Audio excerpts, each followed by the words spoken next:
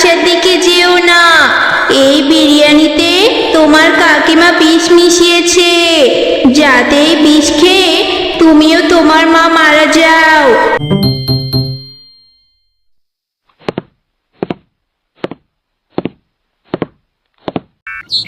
আরে আরে মুন্নি ভাবি, আপনি কি করছেন? আপনি তো দেখছি এই একটা গাছেই পানি দিচ্ছেন, কারণ এই একটা গাছেই মুকুল হয়েছে এই জন্য। আর পাশের যে মরা গাছটা, ওইটার যত্ন কেন নিচ্ছেন না আপনি? এই দুটো গাছ তো আমার স্বামী লাগিয়েছেন। আমার স্বামীর মৃত্যুর পর থেকে তো এই গাছে আজ পর্যন্ত ফলই খেতে পারিনি। দেখ শেফা, তোর যদি ইচ্ছে হয় ওই মরা গাছের যত্ন তুই নে, আমি পারবো না। কারণ ওই মরা গাছ থেকে কোনো ফলের আশা আমি করি না। আর আমি এই গাছে জল দিচ্ছি এই জন্য, কারণ এই গাছে কিছুদিন পরে আম ধরবে, সেই আম আমি বিক্রি করব। ওই গাছটা আধমরা হয়েছে বলে তুমি ওকে অবহেলা করতে পারো না। গাছ তো শুধু আমাদের ফলই দেয় না, ছায়া দেয়, অক্সিজেন দেয়। আর আমরা যদি যত্ন নিই তাহলে গাছটায় অনেক ফল ধরবে। তোমার এত শখ হয়েছে, তুমি গিয়ে যত্ন নাও না, আমাকে কেন বলছো? আর তুমি তো জানো আমি স্বার্থ ছাড়া কিচ্ছুও করি না।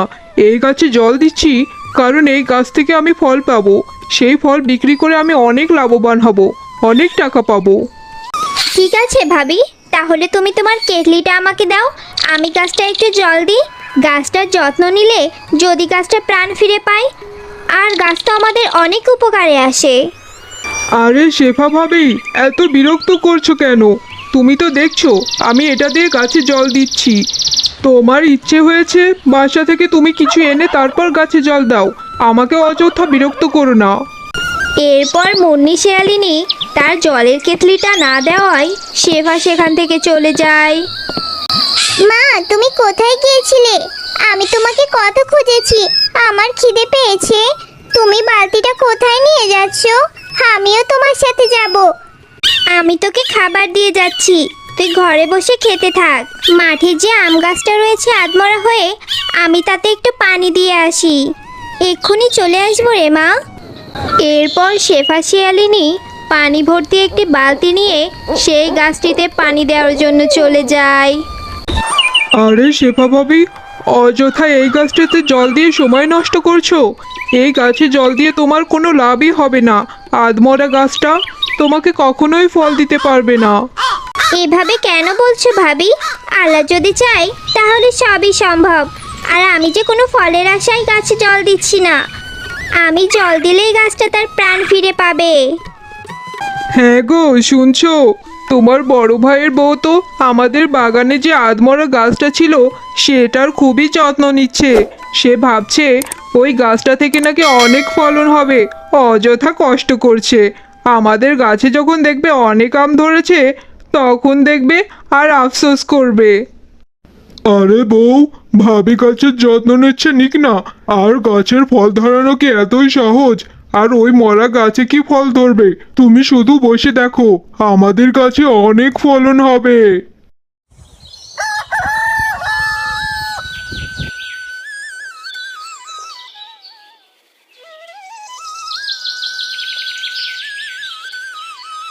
এভাবে জল দিতে দিতে কিছুদিন পর শেফা শিয়ালিনী তার গাছটা দেখতে আসে, আর এসে দেখে সেই আধমরা গাছটা থেকে অনেক মুকুল হয়েছে। আল্লাহ চাইলে সবই সম্ভব।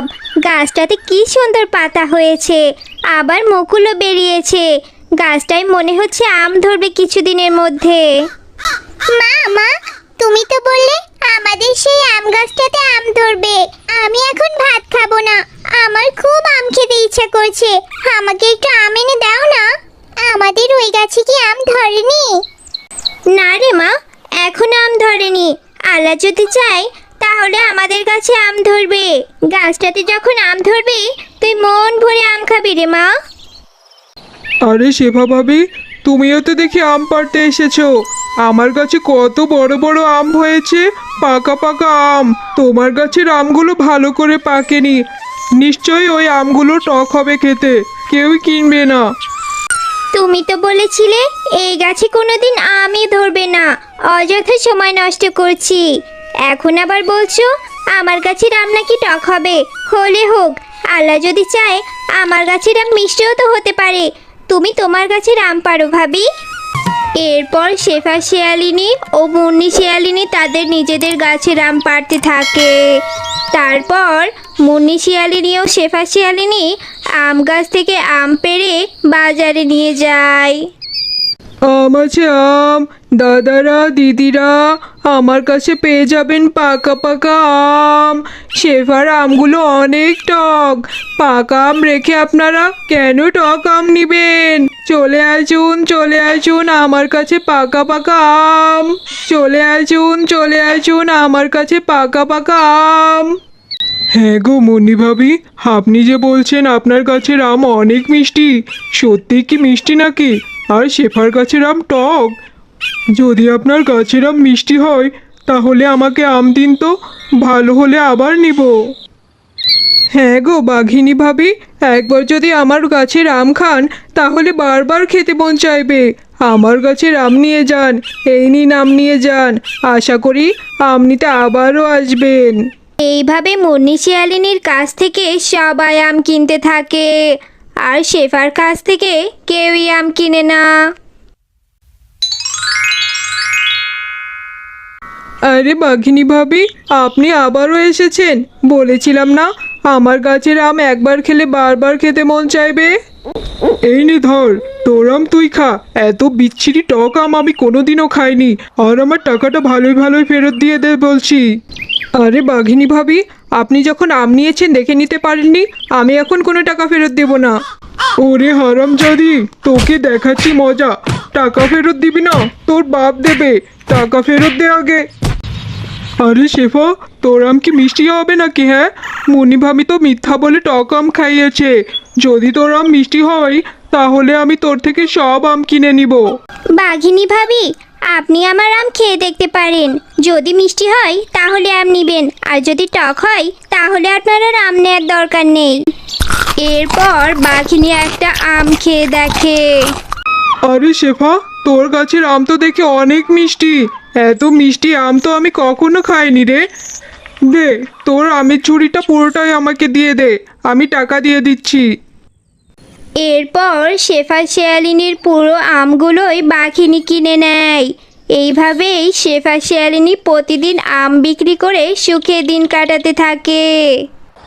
হ্যাঁ গো শুনছো, আজকে এই শেফার জন্য আমাকে বাঘিনীর হাতে মার খেতে হয়েছে। আমার সামনে এই শেফা কি সুন্দর আমগুলো বিক্রি করছে আর অনেক টাকাও রোজগার করছে। আমি বলি কি, এই শেফাকে যদি মেরে ফেলা যেত তাহলে আমাদের আমের ব্যবসাটা ভালো করেই করতে পারতাম। আমি আজকে বিরিয়ানি রান্না করব, আর সেই বিরিয়ানির মধ্যে বিষ মিশিয়ে মা ও মেয়েকে খেতে দিব। হ্যাঁ বউ, ঠিকই তো বলেছ। ভাই তো অনেক দিন হলো মারা গেছে। এখন যদি মা মেয়ে দুজনকেই মেরে ফেলা যায় তাহলে সব সম্পত্তি আমাদের নামে হয়ে যাবে। আমাদের ব্যবসাটাও ঠিকমতো চালিয়ে নিতে পারবো। আরে মা টুম্পা, বাড়িতে যাচ্ছিস? আমি পথে এসে কখন থেকে দাঁড়িয়ে আছি তোর জন্য, একটু দাঁড়া না। আমি আজকে বিরিয়ানি রান্না করেছিলাম, ভাবলাম টুম্পা তো বিরিয়ানি খুব পছন্দ করে, তাই তোর জন্য কিছুটা রেখেছি। এই বিরিয়ানিটা বাড়িতে নিয়ে যা, তুই আর তোর মা খাবি। সত্যি কাকিমা, তুমি আমাকে বিরিয়ানি দিচ্ছ? আমি যে বিরিয়ানি খুবই পছন্দ করি। কতদিন হয়ে গেল বিরিয়ানি খাইনি। বাবা বেঁচে থাকলে একবার মা বিরিয়ানি রান্না করেছিল, তারপর আর খাওয়াই হয়নি। এরপর টুম্পা তার কাকিমায়ের থেকে বিরিয়ানি নিয়ে তাদের সেই আম বাগানের রাস্তা দিয়ে হেঁটে যাচ্ছিল। টুম্পা, তুমি এই বিরিয়ানিগুলো নিয়ে বাসার দিকে যেও না। এই বিরিয়ানিতে তোমার কাকিমা বিষ মিশিয়েছে, যাতে এই বিষ খেয়ে তুমিও তোমার মা মারা যাও, আর তারা তোমাদের সব সম্পত্তি দখল করতে চায়। তোমার মায়ের মনটা অনেক ভালো, সেই আধমরা গাছটাকে যত্ন করে বাঁচিয়ে তুলেছে। তাই আমি চাই না তোমার মা বা তোমার কোনো ক্ষতি হোক। এইটা তুমি কি বলছো আমকন্যা? আমার কাকিমা আমাদের মেরে ফেলতে চায়? আমি আমার মাকে মরতে দেব না। আমি এই বিরিয়ানি খাবো না। আমি এটা এখানেই রেখে যাচ্ছি।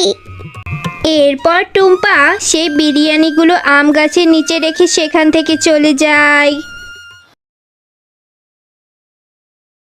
কিছুক্ষণ পর সেই একই রাস্তা দিয়ে মুন্নি শেয়ালিনীর মেয়ে মিনা যাচ্ছিল, আর সে দেখতে পায় সেখানে বিরিয়ানির প্লেটটা পড়ে আছে।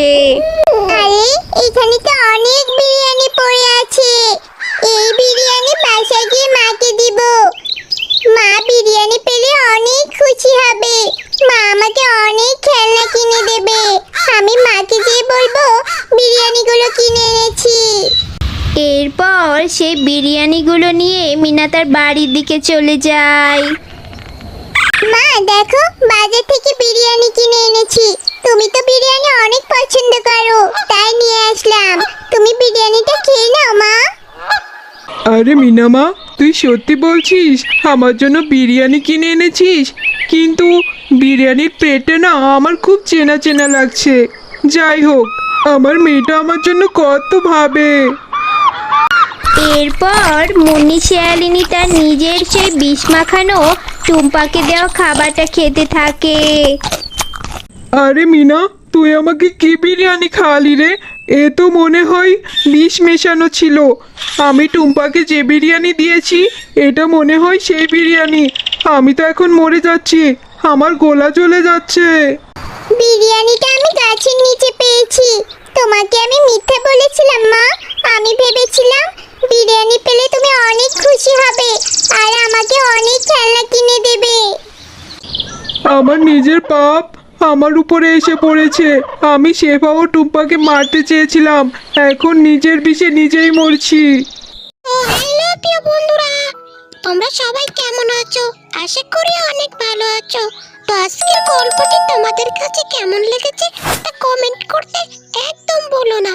আর এরকম তুমি যদি নিত্য নতুন মজার কার্টুন গল্প দেখতে চাও তাহলে প্লিজ আমাদের চ্যানেলটি সাবস্ক্রাইব করে দাও এক্ষুনি।